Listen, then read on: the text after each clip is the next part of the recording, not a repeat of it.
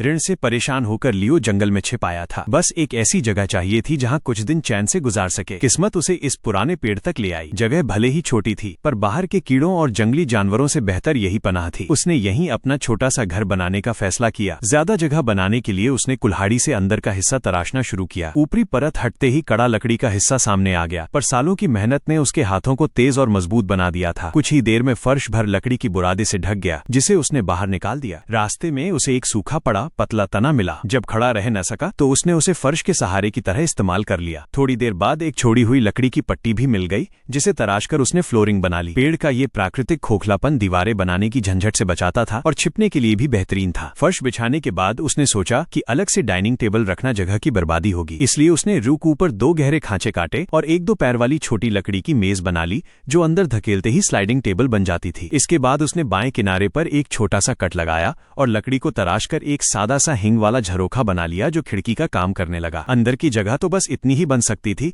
अब छत की बारी थी, क्योंकि अगर छत से पानी टपका तो पूरा ठिकाना बेकार हो जाता। यहाँ उसे बांस आसानी से मिल गया। कुछ बराबर मोटाई के बांस चुनकर उन्हें बीच से चीरकर भीतर की गांठें निकाल दी और जल्द ही उसके पास ढेर सारे बांस टाइल्स तैयार हो गए। 3 मोटी लकड़ियों से उसने छत का फ्रेम बनाया और बांस की पतली पट्टियां बेल की तरह इस्तेमाल कर टाइल्स को मजबूती से बांध दिया। फिर उसने बांस की टाइल्स को सामान्य छत की तरह एक दूसरे में फंसाते हुए लगाया। ऊपर एक लंबी पट्टी लगाई और छत पूरी तरह तैयार हो गई। अंदर आग जलाने से धुआं भर जाता, इसलिए उसने बाहर एक छोटा चिमनी जैसा ढांचा बनाया। लकड़ी का सहारा, ऊपर पत्थर की समतल सतह और चारों ओर मिट्टी से लिपटी बांस की दीवार। रात में जानवरों से बचाव के लिए उसने जंगल में पाए गए पुराने कील और बांस का इस्तेमाल कर एक साधारण लकड़ी का दरवाजा भी बना लिया। बांस की जड़ से काटकर उसने एक सादा हैंडल तराश लिया। बैठने के लिए उसने लकड़ी की एक कुर्सी बनाई और उसके ऊपर ताजी पाम पत्तियां बांध दी, ताकि बैठना आरामदायक रहे। पूरे दिन की मेहनत के बाद वो आग के पास बैठा, पानी गर्म किया और जंगल में मिली चाय डालकर 1 कप गर्म चाय का आनंद लिया। रात ढलते ढलते उसकी ट्री हाउस वाली जिंदगी सच में शुरू हुई। उसने स्लाइडिंग टेबल निकाली, जंगल में मिले मांस के टुकड़े काटे